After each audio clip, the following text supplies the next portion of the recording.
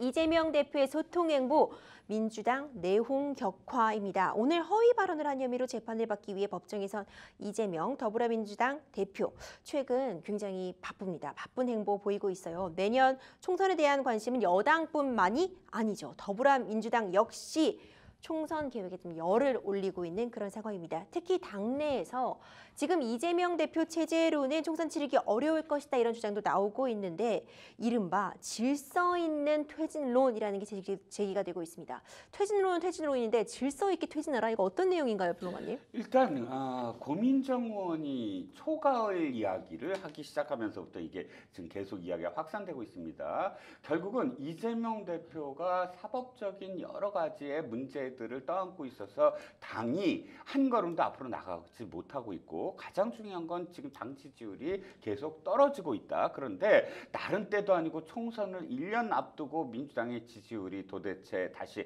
반등할 기미를 보이지 않으니까 이러다가 총선에서 폭망하는 게 아니냐라는 걱정이 지금 당내에 지배를 하고 있고 더군다나 여기에 비명계 의원들이 이제 퇴진해야 되는 게 아니냐, 지금 당장 퇴진해야 되는 게 아니냐는 뉘앙스의 어떤 그런 그 발언들이 쏟아져 나왔습니다. 그러자 고민정 의원이 절충을 좀 하는 것 같아요. 즉 퇴진은 퇴진인데 초가을 정도가 어떠냐. 이게 이제 질서 있는 퇴진이라는 게 지금 당장 퇴진하세요 그러면 무질서하고 혼란스럽게 느껴지겠지만 언제까지 퇴진하고 그런 출구를 마련해주고 그 다음에 이렇게 시스템화해서 정리하면은 훨씬 더 질서 있는 게 아니냐 하고 초과언론을 얘기하는 것이고요. 여기 이제 정성호 의원이 또 내부적으로 그러니까 친명계 중에 친명계 좌장이라고 하죠. 정성호 의원이 내부적으로 비명계 의원들을 만나서 연말 퇴진론을 설득하는 것으로 또 알려진 데다가 이낙연 의원계라고 분류되는 이계호 의원이 질서 있는 퇴진론에 대해서 또 취임사를 넣습니다. 상당히 일리가 있고 사실에 가까운 이야기이다. 이렇게 얘기를 하고 있는데 물론 또 이 질서 있는 퇴진론에 대해서 친명계의 일부 의원들은 또 반대를 하고 나섰습니다. 이 김두관 의원 뭐 친명 성향을 보이고 있죠. 민주당 안에서 대대손손 기득권을 누리겠다는 정치인들의 야합이고 담합이다. 이거 굉장히 지금 거칠게 그렇죠. 비판을 했죠. 퇴진을 거론하는 게 결국 윤석열 검사 정권의 탄압에 동조하는 것이다. 절대 퇴진은 있을 수 없다라는 목소리를 높이고 있어서 이 퇴진론의 향배가 어떻게 될지는 좀 더 봐야 될 것 같습니다. 그렇습니다. 그런 가운데 이재명 대표는 최근 특히 당내 소통 행보 부쩍 강화하고 있는 걸로 보이거든요. 네, 그렇죠. 일단 자신의 체포 동의안과 관련해서도 그 직전까지 169명의 의원들에게 직접 메일도 보내고 또 이 텔레그램 방에서 설득도 하고 뭐 전화도 일일이 다 걸고 했었는데 지금 또 다른 어떤 그 체포 동의안이 나올지도 모른다라는 그런 검찰청 쪽 이야기가 나오고 있죠. 또 다시 이제 일일이 지금 그 의원들을 만나서 또는 또 이 비명계 의원들을 또 만나서 일일이 설득을 하고 있는 것으로 보이고요. 부결 139대 138 부결 이후에 지금 그 이재명 대표가 스스로 이야기한 것이 이거 아니겠습니까? 내가 소통이 부족했다. 그러니까 의원들과 더 많은 이야기를 나누겠다라고 이야기를 하면서 그러니까 부결을 한 건 이 소통 부족이지 결코 다른 이유가 아니다라고 이제 아예 못을 받고 내가 만남으로써 이 문제는 다 풀어질 수 있다라고 이제 공언을 했으므로 그 공언대로 의원들을 다 만나서 일일이 설득을 하는 것으로 보입니다. 그런데 얼마 전 이재명 대표의 그 전 측근이죠. 경기지사 시절 초대 비서실장을 지낸 전모 씨가 극단적 선택을 했죠. 네, 그렇습니다. 이게 사실 지금 그 이재명 대표의 사법 리스크의 과정 속에서 가장 또 변곡점이 될 가능성이 커요. 네. 왜냐하면 지금 언론들이 다 5번째 죽음 이렇게 표현을 해요. 네. 이전에 4분이나 사실 그 중에서 3분은 극단적인 선택을 했고 한 분은 지병으로 그 사인이 지병으로 밝혀졌는데 그럼에도 불구하고 지금 당내에서나 혹은 국민들이 언제까지 이렇게 그 이재명 대표와를 둘러싼 그런 이 상황 속에서 이런 그런 죽음들이 이어질 것이냐 이 목소리에 사실상 이재명 대표가 굉장히 지금 노심초사하는 상황이 되어버렸거든요. 이 전모 씨 비서실장으로 거론되는 이분은 사실 그 정진상 씨와 더불어서 정진상 씨는 음지에서 그러니까 그 어떤 그 실질적으로 정무적인 판단에서는 정진상 씨가 최고의 그런 지금 그 보좌역을 했지만 이 전모 씨, 전형수 씨죠. 사실 이름이 거의 다 나와서요. 전모 씨는 행정적인 측면에서 이 이재명 당시 지사와 또는 성남시장과 가장 가까운 거리에서 보좌를 했다라고 알려진 사람이고요. 그런데 이분이 또 성남 FC와 관련해서 지금 입건이 돼 있는 상태이기 때문에 또 눈길을 끌고 있습니다. 그렇습니다. 이 전 비서실장의 유서가 향후 이 성남 FC 후원금 재판에 영향을 끼칠 수 있을 것이냐도 굉장히 초미의 관심사가 되고 있는데 검찰이 이를 활용할까요, 변호사님? 글쎄요, 그 내용이 어떤 거냐에 따라서 좀 다를 수 있을 것 같아요. 즉, 뭐, 내용 자체를 유족들이 공개를 반대를 해서 알 수는 없지만, 그러나 전원에 따르면 이재명 대표에게 정치를 내려놓으라, 그리고 본인이 책임을 다 잘하지 않겠느냐, 이런 두 가지의 문장만 보더라도 사실상 이재명 대표의 책임론을 지금 어느 정도 내포하고 있는 것이라서 그렇다면 지금 전모 씨가 입건된 사건과 이렇게 연결을 시켜보면 이 이재명 대표가 시키지 않아도 하지 않아도 될 일을 시킨 거 아니냐. 즉 직권남용의 어떤 뉘앙스가 이 유서에 담겨져 있는 게 아니냐. 만약에 이런 부분에서 좀 더 유서에 구체적인 어떤 근거가 나온다면 검찰로서도 이 유서와 관련돼서 증거로 채택할 가능성도 있지 않느냐라는 목소리가 나오지만 그럼에도 불구하고 또 한 가지 의견은 뭐냐면 유족들이 강경하게 반대를 하고 있고 공개를 그런 어떤 상황 속에서 이걸 굳이 증거로 가져와서 활용할 가능성이 있느냐라는 겁니다.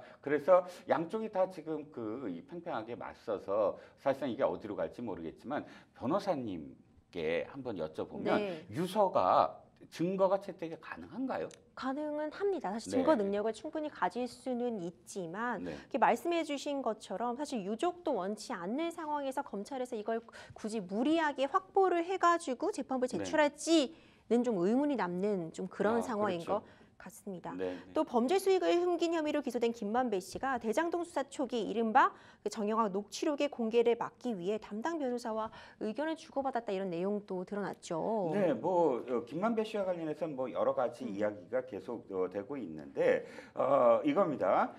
지금 이 김만배 씨는 정진상 씨가 지금 거론이 되지 아니한 상황 속에서는 전혀 아무런 어떤 상황이 아까 이 액션을 취하지 않았는데 계속 정영학 그 회계사의 녹취록이 매일같이 언론에 보도되던 시절 기억나시죠? 그렇죠. 근데 어느 순간에 그 녹취록에서 정진상이라는 이름이 나타나고 그게 보도가 되기 시작했어요.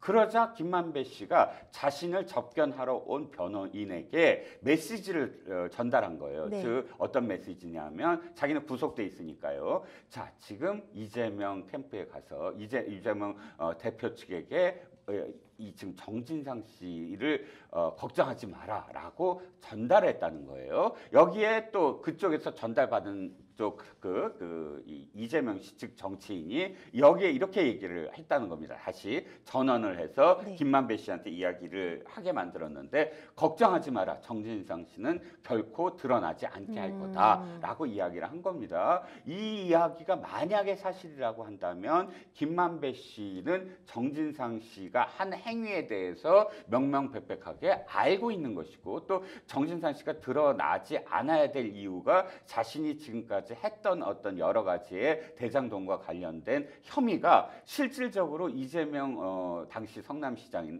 시절에 가장 최측근이었다는 정진상 실장에게 들어갔다. 즉 지금까지 이재명 씨가 직접적으로는 아니어도 정진상 씨를 통해서 여러 가지 어떤 그런 수뢰 혐의라든지 또 이 428억은 누구 것이냐라든지 이런 의혹들이 전부 다 알고 있었지 않았느냐. 정진상 씨와의 어떤 관계를. 그래서 걱정하지 말아라고 아예 그렇게 이 감옥에 있으면서까지도 공작을 한 게 아닐까, 함께 뜻을 모의한 게 아니냐라는 지금 의혹을 지금 쌓고 있는 거죠. 그렇습니다. 이 이재명 대표의 여러 가지 뭐 광폭, 소통 행보에도 불구하고요. 측근 인사의 사망 사건으로 인해 평론가님도 말씀해 주신 것처럼 어떤 변곡점이 온 것 같기도 합니다. 당내 계파 갈등이 굉장히 좀 고개를 좀 들고 있는 상황이고요. 비명계 압박 거세지고 있는 거죠. 네, 그렇죠. 그러니까 아까 제가 좀 말씀을 드렸지만 변곡점이라고 제가 될 가능성이 크다고 한 게 그 직전까지 비명계가 어떤 입장이었냐면 야, 우리가 너무 지금 막박하는 게 아니냐. 조금 그렇게 그 시간을 좀 두고 그다음에 우리 쪽에서도 좀 그러니까 비명계 입장에서도 좀 숨을 돌려보자. 단초가 뭐냐면 민주화의 길이라는 모임이 있어요. 이 모임이 원래 이 부결 그 체포동의안의 그런 어떤 표결 이후에 바로 하기로 했는데 그거를 연기시켜 버렸거든요. 그런데 문제는 바로 전모 씨의 극단적인 선택을 맞이하자 이거 여론이 심상치 않다. 우리가 지금 이 비명계 입장에서 친명계 그러니까 이재명 대표를 좀 더 압박을 빨리 해야지 우리가 이 국면에서 벗어날 수 있는 거 아니냐. 즉 지지율 하락 국면을 벗어날 수 있지 않느냐 하면서 입장이 바뀌기 시작했어요. 그래서 민주화의 길도 그 연기됐던 것을 바로 열고요. 또 목소리를 합쳐서 또 직접적으로 뭐 조홍천 의원이랄지 뭐 서른 의원이랄지 직접적으로 지금 퇴진을 요구하고 있고요. 질서 있는 퇴진 아니요, 빨리 지금 퇴진하세요. 라는 지금 목소리도 그래서 나오고 있습니다. 이런 민주당의 좀 어지러운 분위기가 청원으로도 좀 이어지고 있는 것 같습니다. 박지원 전 비상대책위원장은 출당시키고 이제 이낙연 전 대표는 영구 제명하라 이런 청원이 또 등장을 했죠. 네, 그렇습니다. 지금 민주당 그 당원 게시판을 보시면 정말 난국입니다. 난국. 즉 처음에는 이제 박지원 전 비대위원장 그 제명하라라고 이제 출당하라라고 요구하고 있고요. 이 요구의 목소리가 원래 5만 명만 청원을 하면 당에서 입장을 밝혀야 되는데 5만 명을 넘긴 건 벌써 뭐 수일 전이고요. 굉장히 많이 뭐 10만을 향해서 지금 가고 있습니다. 당이 언젠가는 이건 입장을 밝혀야 될 것 같고요. 여기에 더불어서 이낙연 전 대표를 영구 제명해야 된다라는 목소리가 나오고 있어요. 청원인의 그 청원 이유를 보면 이 지난번 경선 때 대장동 의혹을 제일 먼저 의혹을 발설을 해서 이재명 대표를 공경에 지금 처하게 만들어 놓고 자기는 미국에 가 있다. 뭐 이런 내용으로서 지금 제명을 얘기를 했는데 여기서 그치는 것이 아니라 도리어 비명계 쪽 당원들이 반격을 시작을 했어요. 그래서 이재명 당대표가 문제다라고 해서 이재명 당대표의 징계를 요구하는 그런 지금 청원이 또 올라와 있고요. 이 모든 것을 더 뛰어넘는 그런 지금 폭탄급 이 논쟁이 뭐냐면 바로 포스터입니다. 칠적, 그러니까 이재명 당대표를 지금 곤란하게 만든 칠적의 그 한 사람으로 문재인 전 대통령을 지금 포함시킨 거예요. 지금 난리가 났습니다. 그것 때문에. 그래서 이재명 대표가 이건 우리 쪽에서 한 것 같지 않다. 마치 저쪽 진영에서 변복을 하고 와서 우리 쪽에서 한 것처럼 한 거 아니냐라고 얘기도 했고 또 당 내에서 이 포스터를 그린 사람을 찾아야 된다. 그러고 난리가 났어요. 그러고 보면 이 지금 민주당 내에서는 완전히 그 색출 분위기가 이 불똥이 예상하지 아니한 방향으로 지금 불똥이 튀고 있는 것으로 보입니다. 네, 평론가님께서 앞서도 얘기해 주셨죠. 이 고민정 최고위원이 그 발언, 이재명 대표에 대해서 뭐 늦가을 쯤에는 결론이 나지 않겠냐. 이 발언에 대해서 이 애매모호한 입장을 밝히다 보니까 이재명 대표의 지지자들에게 공격을 받고 있는 상황인데 또 이에 대한 입장도 밝혔더라고요. 그렇죠. 고민정 최고위원이 사실 최고위원 그 선거에서도 이재명 대표 사람이다. 이재명 대표를 지지한다. 뭐 대표 사람이다라는 말을 안 했습니다. 이재명 대표를 응원하고 지지한다라는 입장으로 최고위원이 됐거든요. 네. 그런데 그래서 그때도 당시 제목이 친문계인 고민정 친명계로 최고위원 되다 이런 뉘앙스로 기사 제목이 달렸었어요. 그런데 이번에도 기사가 아주 크게 이게 지금 실었거든요. 고민정 최고위원 가을께 퇴진해야 이런 식의 제목이 달리자 친명계 그 당원들이 난리가 났습니다. 뭐 이 가을에 대표가 물러나야 된다는 뜻이냐 기자들에게 먹잇감을 줬다. 왜 저런 말을 하는 것이 이해할 수가 없다라는 반발은 굉장히 아름다운 반발이고요. 아예 뭐 그 안에는 입에 담을 수 없는 사실 또 비판도 뭐 쏟아지고 있습니다. 네. 고민정 의원 최근에 정말 갑작스럽게 이 또 좌표를 찍혀서 굉장히 고생을 하고 있는데 여기에 대해서 아니 지금 이럴 때냐 내 발언은 사퇴를 해야 된다는 것이 아니라 당대표를 중심으로서 싸워 나가야 된다라고 이야기를 한 것인데 그 부분을 쏙 빼고 가을 얘기를 하니까 이렇게 내가 마치 가을에 무조건 나가야 된다 이렇게 읽히는 게 아니냐라고 지금 해명을 한 거죠. 그렇습니다. 또 이제 정부의 강제동원 해법을 규탄하는 자리에서 이정미 정의당 대표 연설 중에 군중의 야유가 나온 거를 두고 정의당이 더불어민주당과 이재명 대표에게 공식적인 사과를 요구했죠. 네, 서울광장에서 열렸죠. 강제 동원 해법 강행 규탄 2차 범국민대회에서 이정민 대표가 지금 연단에 올라가자 야유가 나오고 욕설이 나오고 했습니다. 욕설과 야유를 한 건 당연히 지난번 체포 동의안과 관련해서 정의당이 당의 어떤 뜻을 모아서 이것은 가결적으로 가야 된다라고 지금 한 것에 대해서 친명계 당원들이 지금 반발을 하고 있는 거죠. 정의당 입장은 그때도 이랬거든요. 지금 이재명 대표를 체포를 하라라고 이야기하는 게 아니라 이재명 대표가 지금 영장 실질 심사를 받아라라는 의미다. 이건 분명히 다른 것이고 그 누가 됐든지 간에 불체포 특권을 내려놔야 된다라는 게 당의 입장이므로 이재명 대표에 대한 이야기가 아니지 않느냐라는 게 이제 정의당 얘기고 그런데 이렇게 민주당이 극렬 지지자를 앞세워서 편협한 이간질 정치를 하고 있다. 사과하라라고 정의당은 지금 대변인 논평으로 이야기를 했습니다. 근데 결국 이재명 대표가 좀 직접 사퇴 진화에 나선 것 같아요. 네, 그렇습니다. 이재명 대표가 지금 그 개딸이라고 불리는 당성 지지자들과 당원존 라이브라고 하는 이 실시간 그 라이브 방송을 통해서 여러 가지 어떤 이야기를 했지만 끝내 이제 이런 부분들 그러니까 총구를 왜 안으로 하느냐 그 정의당도 끌어안아야 된다. 그리고 이 문재인 대통령을 포스터로 하거나 혹은 뭐 정의당을 이렇게 비판하거나 이런 행위는 중단해야 된다. 그리고 앞으로 이제 좌표를 찍어서 그런 이 비명계 의원들에게 문자를 보내는 것도 자제해 달라라고 뭐 좀 호소를 했죠. 그렇습니다. 이런 혼돈 속에서 민주당도 이제 내년 총선을 앞두고 공천 TF를 꾸렸습니다. 이재명 대표가 비명계 의원 대거 배치한 것으로도 나타나고 있네요. 네, 그렇습니다. 이제 공천이 가장 문제예요. 솔직히 말씀드리면 정치공학적으로 봤을 때 왜 지금 이 모든 문제가 이렇게 뒤섞여 있냐면 비명계 입장에서는 지금 우리가 다 잘리는 거 아니야? 아까 물갈이 말씀하셨는데 네. 물갈이로 다 이렇게 무효표를 던지거나 기권표를 던지었다고 생각되는 사람들 다 잘라버리면 어떡하지? 라는 의미가 있고 또 친명계 입장에서는 그 안에 비례대표 의원이라든지 또 자기의 어떤 그 지역구로 확정되지 못한 그런 사람들은 이번 기회에 자기가 갈 수 있는 지역구가 생기겠거니 뭐 이런 어떤 그런 이 자신의 그런 정치 이런 것들을 보면서 서로 계속 공방을 벌이고 있거든요. 그러자 공천제도 TF팀의 11명 위원 중에 9명은 비명계로 지금 임명을 한 겁니다. 그렇군요.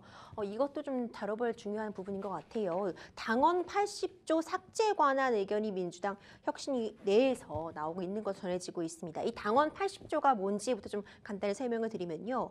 이 대표에 대한 방탄 논란이 일어나는 그 규정과 좀 맞닿아 있습니다. 뇌물, 불법 정치자금 수수 등 부정부패 관련 법 위반 혐의로 기소된 각급 당직자의 직무를 기소와 동시에 정지한다는 내용을 담고 있는 건데 이거 삭제를 검토하는 것에 대해 비명계 측이 반발하고 있어 최근 좀 내용을 수습하고자 하는 이재명 대표의 행보에 찬물을 꼈는 거 아니냐 또 이런 지적도 나오더라고요. 근데 80조는 지금 이미 개정한 거예요. 이 원래 말씀하셨던 게 원래 80조인데 여기에 한 가지가 더 붙어 있어요. 그런데 정치 탄압, 정치 보복이라고 한다면 지금 당직을 내려놓지 않아도 된다. 이걸 집어넣었어요. 네. 이게 이재명 대표를 겨냥해서 한 건데 근데 이것도 지금 못 믿겠다. 아예 삭제해버리자. 이렇게 된 것이거든요. 그러자 비명계는 난리가 났습니다. 이게 후퇴지 어떻게 개혁이냐.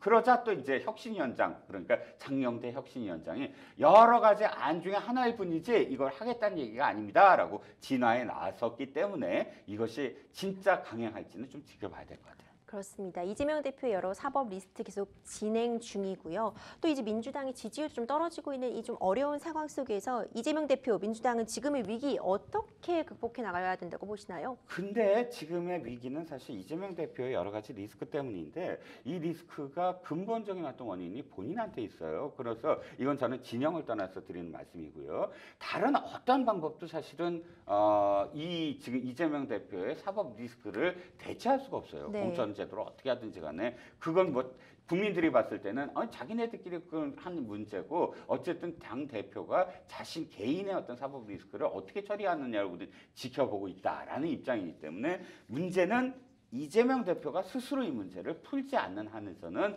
역시 도돌표가 되지 않을까라는 우려가 좀 있습니다.